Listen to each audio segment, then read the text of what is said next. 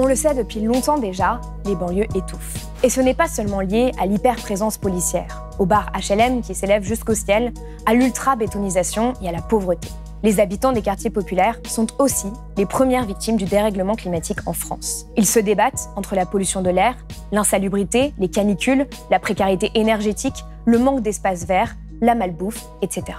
Et c'est un fait totalement oublié du débat public depuis des années. Si aujourd'hui, les urgences se concentrent sur les violences policières, les discriminations et les inégalités sociales, dans cette multiplication des crises, il y en a une autre qui ne peut être mise de côté, c'est la crise écologique. Car combinée aux autres urgences, elle risque de créer un cocktail d'autant plus explosif dans les années à venir si rien n'est fait. Si on veut construire une société juste, équitable, résiliente, on ne peut pas le faire si on ne dénonce pas aujourd'hui ce système violent qui opprime les personnes qui vivent dans les quartiers populaires. En banlieue, les taux de pauvreté sont bien supérieurs à la moyenne française. Ces villes-là sont plus pauvres que les autres, ont en moyenne 30% de recettes de moins que les autres et ont 30% de besoins en plus. Et on le sait, le changement climatique aggrave la vulnérabilité des populations les plus pauvres, alors que leurs émissions sont 3 à 4 fois moins importantes que la moyenne du pays. Les quartiers populaires paient pour les autres aujourd'hui.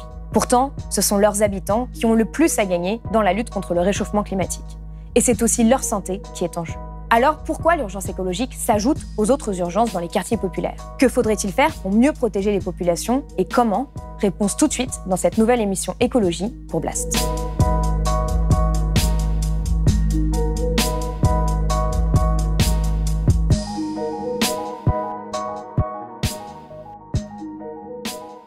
Selon les derniers chiffres, 5,4 millions de Français vivent dans un des 1436 quartiers prioritaires de la politique de la ville, soit 8% de la population qui habite en France. 5,4 millions de personnes, donc, qui habitent bien souvent dans les territoires les plus pollués, où l'exposition au bruit et à la chaleur est la plus forte, où l'alimentation est la plus industrielle et où l'accès aux soins est le plus discriminatoire. Ce sont sur ces territoires qui cumulent déjà les inégalités que les habitants sont en première ligne des conséquences de la destruction de la planète, alors même qu'ils n'ont pas les ressources pour faire face à ces conditions de vie défavorables et encore moins pour y échapper. On pense qu'il faut investir davantage pour la santé parce qu'en plus, ceux qui meurent souvent, ce sont les couches les plus populaires qui sont les plus exposées aux pollutions. C'est vrai à Gennevilliers, c'est un lieu où l'exposition aux pollutions est une des plus importantes. Et c'est donc dans des villes populaires où la question de la santé et des morts pour des raisons de pollution sont les plus importantes. À Paris, par exemple, les habitants les plus pauvres risquent 3 fois plus de mourir d'un épisode de pollution que les habitants les plus riches. En France, 3 enfants sur 4 respirent un air pollué. Et les enfants les plus précaires sont davantage exposés. Les projets polluants qui s'accumulent dans les quartiers populaires ne font qu'empirer les choses. À Saint-Denis, par exemple, plus de 600 élèves pourraient être victimes du futur échangeur autoroutier Pleyel, en construction pour les Jeux Olympiques 2024. Cet échangeur, ça va impacter énormément le quartier, qui est déjà un quartier extrêmement pollué du fait de cette autoroute. Là, ça va être directement les enfants qui vont être encore plus impactés. Dans ce quartier défavorisé, les enfants souffrent déjà de la pollution de l'air. Les enseignants le remarquent chaque jour. Il y a de plus en plus d'enfants asthmatiques, donc qui ont besoin d'un PAI, donc un protocole d'accueil individuel, pour avoir une ventoline au cas où ils feraient une crise d'asthme. Et c'est en lien avec la pollution. À cet âge-là, les poumons des enfants sont en formation. La pollution risque donc de provoquer des séquelles à vie, des maladies respiratoires, des bronchites, des lésions cardiaques et neurologiques, en plus de réduire leur capacité pulmonaire. L'échangeur autoroutier a été épinglé par l'UNICEF comme un marqueur de l'injustice sociale dans l'exposition à la pollution. La plupart des recours en justice ont échoué et malgré les mobilisations, le projet est toujours en cours. Voilà ce que confiait Hamid Ouidir, élu à la Fédération des parents d'élèves de Seine-Saint-Denis, à l'Humanité. Nous nous sentons méprisés, car pas écoutés et encore moins associés aux décisions. Nous les regardons, impuissants, défigurer notre quartier au lieu de l'embellir. Ils construisent d'énormes immeubles d'habitation et de bureaux. On ne voit pas le ciel, il y a des bouchons tout le temps. La plupart des études montrent que les zones défavorisées sont celles qui ont le moins de possibilités pour contrebalancer de mauvaises conditions de vie, puisqu'elles manquent d'espaces verts, de parcs, d'aires de jeu. Et le peu d'espaces verts qui existent sont eux aussi menacés. C'est le cas des jardins ouvriers d'Aubervilliers, un grand espace de nature, de potager, qui s'est développé comme un lieu de solidarité et d'expérimentation sociale au cœur de la Seine-Saint-Denis, le département le plus pauvre de France. En septembre 2021, un chantier est lancé pour l'installation d'une piscine olympique d'entraînement pour les JO et d'un solarium. Ce solarium menace près de 4000 m² du jardin ainsi que ses récoltes. La mobilisation en face se durcit. C'est pour ça qu'on lutte, parce qu'on pense qu'il faut préserver ces jardins, parce que quand l'été il fait très chaud, eh bien, toute cette verdure ça rafraîchit, parce que c'est aussi de la consommation locale, c'est aussi beaucoup de détente pour les gens d'Aubervilliers qui viennent jardiner ici, parce qu'on est tous enfermés dans des appartements, des petits appartements. Il y a très peu d'espace vert à Aubervilliers et dans toute la Seine-Saint-Denis. Grâce au recours en justice des activistes, la Cour administrative d'appel de Paris a ordonné la suspension sans délai des travaux le 9 mars 2022 pour sauvegarder la biodiversité du lieu. Le projet de solarium est abandonné et l'engagement est pris de restaurer les terres saccagées par les travaux. Mais le combat n'est pas terminé. Une partie du jardin est aujourd'hui à nouveau mise en danger par un projet de gare dans le cadre de la ligne 15 du Grand Paris Express. Aujourd'hui, 8 habitants sur 10 considèrent la végétalisation comme une priorité dans les quartiers de la politique de la ville. À tout ceci s'ajoutent des problèmes structurels qui empêchent de faire face aux chocs actuels et à venir. La hausse des prix de l'énergie menace la capacité des habitants à se chauffer en hiver. L'inflation les frappe de plein fouet, les pénuries aussi. Et dans la période actuelle, les canicules sont de plus en plus menaçantes dans des quartiers où l'architecture n'a pas été pensée pour s'y adapter. La bétonisation, la densité de la population s'ajoutent aux logements mal isolés. Selon une enquête d'Aris Interactive, 70% des habitants des quartiers populaires ont été confrontés à une température trop haute dans leur logement pendant l'été, contre 56% au niveau national. En 2003, ce sont dans les départements les plus pauvres que la canicule a été la plus meurtrière, avec une surmortalité de plus 140 à 170% dans la Seine-Saint-Denis ou encore le Val-de-Marne. Le sociologue américain Eric Klinenberg l'a montré. Les canicules augmentent les inégalités sociales et spatiales. Sa formule est éloquente. Les canicules sont des tueuses silencieuses et invisibles de personnes silencieuses et invisibles. Enfin, je ne peux finir ce panorama sans parler de la gestion du Covid, qui a été un exemple frappant de la vulnérabilité des quartiers populaires et de l'inadéquation des politiques publiques. Des épidémiologistes ont montré que les habitants des zones défavorisées étaient à la fois moins dépistés et plus durement touchés que ceux des quartiers plus aisés. Dans certains territoires, l'espérance de vie a parfois baissé de 2 années. Isabelle Grémy, directrice de l'Observatoire régional de santé d'Île-de-France, l'explique ainsi. Leurs habitants souffrent davantage de malnutrition et d'obésité, de diabète et de maladies cardiovasculaires. Ils ont moins accès à la prévention et aux soins.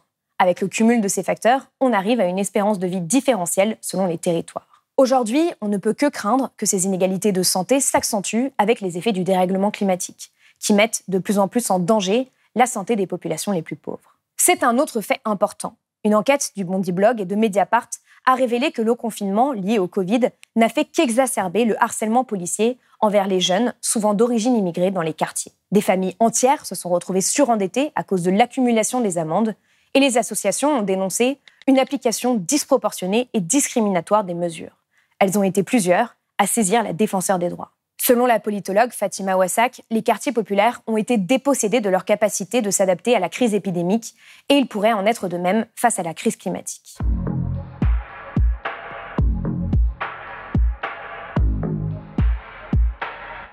Mais alors, comment faire autrement ? Quelles sont les politiques à mettre en place ? Sur la question de la mobilité et de la pollution, l'UNICEF et Réseau Action Climat recommandent la prise en compte systématique des enjeux sociaux dans les politiques de lutte contre la pollution de l'air. Cela passe, par exemple, par investir dans l'offre de transport en commun, limiter au maximum le reste à charge pour les ménages les plus modestes qui doivent s'équiper d'une nouvelle voiture moins émettrice. Le fil rouge de ces politiques devrait donc être la justice sociale, pour ne pas faire peser le poids de la transition écologique sur des populations qui ont le moins contribué au problème. Car les habitants des quartiers populaires vivent aujourd'hui une sobriété subie plutôt que choisie. Ce sont eux qui consomment le moins et voyagent le moins.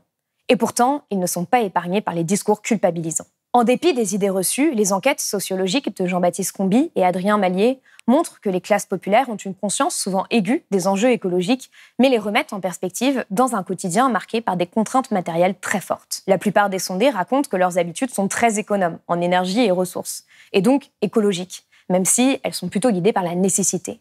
On peut ici citer le recyclage, la réparation, l'échange de vêtements, le covoiturage ou encore l'usage stratégique des heures creuses pour l'électricité. Autant de pratiques populaires qui ne sont pas valorisées par les politiques publiques. Mais pour autant, étant donné qu'il y a une forme d'invisibilité de ces populations et de ces pratiques, on n'en entend pas parler, on ne les voit pas, on ne sait pas qui ils sont et comment ils fonctionnent. Est-ce que finalement c'est un fonctionnement associatif, interfamilial, entre voisinage, on ne sait pas, parce que ce sont des pratiques naturelles, presque, je dirais, de savoir-vivre, dans les quartiers, comme par exemple la solidarité peut être un tenant de ces quartiers.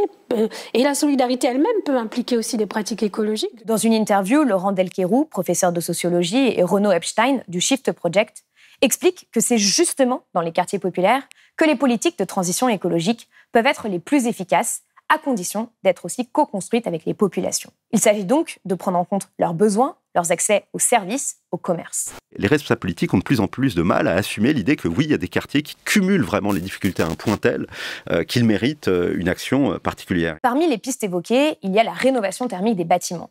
Pour les spécialistes, les immeubles des grands ensembles se prêtent particulièrement bien à la mise en place d'un programme massif de rénovation thermique facile à mettre en place. Cette rénovation permettrait de réduire les factures énergétiques, les émissions de gaz à effet de serre, mais aussi de créer des emplois.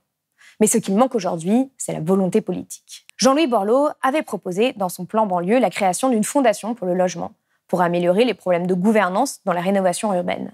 Dans son rapport, Jean-Louis Borloo ne mâche pas ses mots. Apartheid, relégation, maire qui craque, bénévoles épuisés. Pour y remédier, 19 programmes sont avancés avec quelques propositions choc. Concernant le logement, le rapport préconise de relancer la rénovation urbaine pour les 120 000 immeubles les plus dégradés. Pour cela, l'intégralité du 1% logement y serait affectée. Mais celui-ci a été enterré par Emmanuel Macron. Il est essentiel aussi de repenser les espaces en eux-mêmes et leur qualité environnementale. Les logements sont suroccupés, ne disposent souvent ni de balcons ni de jardins, ce qui est invivable au moment des vagues de chaleur, dans des quartiers où les habitants partent très peu en vacances l'été. La déconstruction marque la première étape d'une vaste restructuration du quartier, avec création d'aires de jeu et rénovation des autres bâtiments. Quand les immeubles sont trop concentrés, je pense que nous perdons en qualité de vie et il faut retrouver des espaces, les réaménager et en particulier ouvrir des voies à l'intérieur même du quartier. Le quartier est trop enclavé. D'autres solutions sont évoquées par l'Intercommunalité de France, comme la création de réseaux de chaleur et l'alimentation en énergie renouvelable des logements, ou encore l'accès à une alimentation durable et de qualité. En Charente et en Seine-Saint-Denis, des pistes d'action ont été identifiées, comme la mise en place d'une sécurité sociale alimentaire, d'un marché d'intérêt local et la diversification des approvisionnements de l'épicerie sociale. Pour Laurent Delquerou et Renaud Epstein, les politiques de la ville devraient aussi s'inspirer des forces des quartiers populaires. L'entraide et la solidarité qui existent pourraient guider la résilience d'autres territoires. Pour l'heure, force est de constater que ce sont surtout des initiatives de la société civile qui prennent le relais de l'État dans ces quartiers pour offrir une meilleure qualité de vie aux habitants. Avec des jardins partagés, des épiceries solidaires, des maisons d'écologie populaire. Il y a une école, les dragons, on cuisine, le mardi il y a la MAP et des conférences. Des associations de quartier comme Front de Mer ou encore des recycleries. Et là du coup on a 1 heure pour ramasser un maximum de déchets.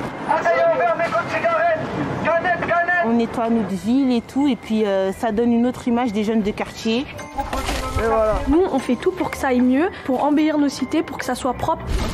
C'est la raison pour laquelle il apparaît essentiel aujourd'hui de créer davantage d'espaces démocratiques, pour permettre aux habitants des quartiers populaires d'avoir leur mot à dire sur l'avenir de leur territoire. L'accès des populations qui vivent dans les quartiers populaires, pour moi, plus généralement, l'accès des classes populaires à la question écologiste, c'est bien un accès qui passe par l'ancrage territorial, par la réappropriation du pouvoir politique. Et si on ne pose pas ces deux questions-là, donc ancrage territorial et accès au pouvoir politique, pour moi, on passe complètement à côté et on va passer des années comme ça à se lamenter du fait que les classes populaires ne se saisissent pas de la question qui pourtant, effectivement, les étouffe et les tue. Dans cet esprit, en septembre 2021, une convention citoyenne locale pour le climat a été mise en place par Est Ensemble, qui regroupe 9 villes de Seine-Saint-Denis. 100 citoyens représentatifs de la diversité de la population ont été tirés au sort. En février 2022, après 5 week-ends de travail, ils ont remis plus de 200 propositions. Ils y mettent l'accent sur la végétalisation du territoire, la rénovation de l'habitat, la réduction de l'usage de la voiture et une alimentation plus saine et locale. Des solutions qui rejoignent les grandes lignes de la Convention citoyenne nationale. Je suis heureux de ce qui s'est passé et de ce qui continue à se passer ici. Nous avons besoin de partir du principe que nous sommes des citoyennes et des citoyens intelligents, en capacité de comprendre les grands enjeux posés à notre société, pas à pas, sur différents sujets. Vous avez fait cette démonstration. En mai 2022, le Conseil territorial d'Est Ensemble s'est engagé à réaliser les propositions de la Convention locale et a affirmé n'avoir écarté que 12 mesures sur 222. Des mesures qui pourraient être répliquées sur d'autres territoires.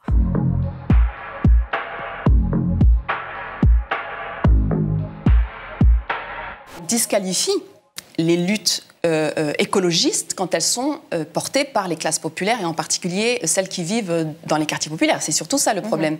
C'est une entrave pour empêcher les classes populaires de se saisir de cette question-là qui est l'écologie, qui est pour moi un outil de libération. Dans Pour une écologie pirate, Fatima Ouassak le souligne. On n'est pas en position de protéger une terre en danger, là où on est soi-même écrasé et sous contrôle permanent. L'avènement d'une écologie populaire et émancipatrice passera donc aussi par la prise en compte des violences policières, la lutte contre le racisme, les discriminations et les inégalités sociales. C'est d'ailleurs le message de plusieurs activistes écologistes dans les colonnes de Reporters le 4 juillet. Tessir Grahab, militante climat, y écrit « Nous nous battons tous pour un seul et même droit, qui a été arraché à Naël, celui de vivre. Toutes les luttes, qu'elles soient écologiques, sociales ou antiracistes, ont la même revendication, le droit de vivre dignement. » C'est la fin de cette vidéo, j'espère que cette prise de recul sur l'actualité par un prisme écologique vous a intéressé. Je continuerai de creuser le sujet dans les semaines à venir avec notamment un entretien sur l'association Banlieue Climat. Et d'ici là, vous pouvez toujours voir ou revoir mon entretien avec Fatima Ouassak. N'oubliez pas de partager au maximum cette vidéo, de la liker, de la commenter, mais aussi de vous abonner à Blast. C'est grâce à votre soutien que nous existons. À très vite sur Blast.